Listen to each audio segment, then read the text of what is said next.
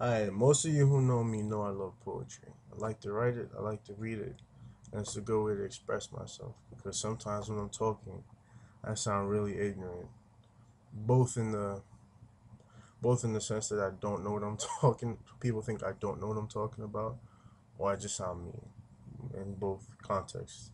But I decided to read one of them out loud anyway, and hear what your comments, feedback, and all that was. And so hold on. It says, she woke up with a tear on her lips. It jumped down and planted its kiss, just as he did when he planted his seed. Its poison seeped in deep. All that echoes in that heart is a creek. See, her man went to war and never came back, so she stayed angry, bombed and strapped. What she didn't know is her man took the smile of a little boy who played hook. Smiling, standing at the top of the stairs, ready for the plane, he said it was a bird. What she didn't know is he didn't get to grow, and now he lays a token buried in sand. Now the man who shot the terrorist had his hands tied. Basically, it was do or die. Take his life or let him take more. So he squeezed the clip till it was no more. His heart bled as he pulled for the boy who wasn't past 4, wasn't gonna see his dad no more. Back to the woman holding his picture. Her son just died and he wanted to say bye, but he just missed her. She was getting some food and he had to go. He said, even if you don't know, I love you so. She couldn't cry no more. Her soul left the door. In came the inner darkness, the big monsters that stood outdoors.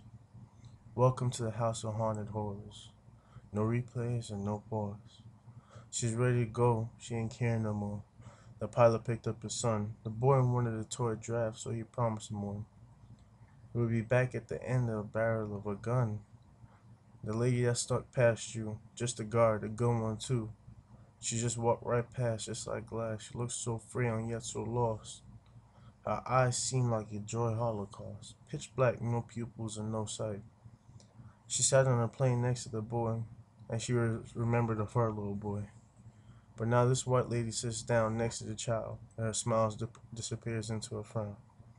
Her eyes welled up, but blood dripped down. The painful memories filled her now. 10,000 feet up, and she was ready to go down. She pulls out the gat and walks to the cockpit. The pilot is patient. Ma'am, this ain't the bathroom. This ain't it. She pulls out the 45 and thinks it doesn't matter, bitch. She gets up, she gets grabbed, and we think it's all over. The little boy runs up to see who knocked daddy over. 10,000 feet, and she's ready to leave. One more trigger is all she got. The last thing she heard was please. Okay. For those of you who are unaware what I'm talking about, this is about how a woman reacts to everything that goes on. I mean, we see it from the child's point of view holding AKs.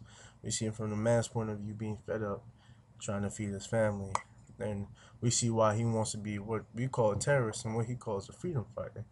I mean, Lupe has a song out that's basically talking about both points of view and what breeds these terrorists. So it's not hard to figure it out.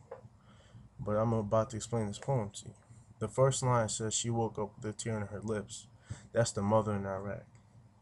The boy who dies without getting to say bye bye is her son. He dies because he's hungry. There's no clean water, no food, and so much danger around him. It's like he's ready to go. All he wants to do before he dies is say bye to his mom, but that didn't happen. So that's two men she lost. The first one she lost was a freedom fighter in her eyes, but a terrorist in ours. And what she doesn't understand is who killed her husband. When America killed her husband, he didn't have a choice. Now America is embodied in a guard. Well, what we like to think America to be a guard anyway. See, we see him stopping a freedom fighter. They see him stopping. We see him stopping a terrorist. They see him being stopped by being a freedom fighter.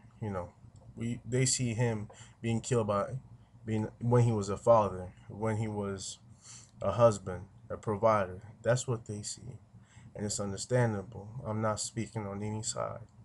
That's the point. The little boy that dies in part two, yeah, the little boy does die. The little boy that dies is the son of the pilot. The pilot has no idea. The pilot represents the casualties, because he goes everywhere around the world. There are casualties from that seeps over into other countries, Afghanistan, Sudan, all that. There are casualties that seep over. So the pilot represents kind of like he's not known he's not responsible for any of the damage going on, but because he's everywhere, he represents the common person who doesn't really know what's going on. He becomes another casualty. So, needless to say, the boys, the American children here, whenever we hear our families getting shipped off to Iraq, we think of the danger, we think of the fear. We always want to know where they are, when we love them anyway. But even as people who might not love you when you're a soldier, you got a whole lot of support from your country. So we wonder what's going on, if you'll be all right. And that's really who the little boy represents. Our naive minds who think that our soldiers will be there forever. You know, and also who can't understand why the casualties are the way they are. And for the most part, that should help you understand the poem. But if not, feel free to send me a message, leave a comment or whatever, and I'll be happy to explain it to you. If you got any ideas, tips, or hints, please share. All right, thank you.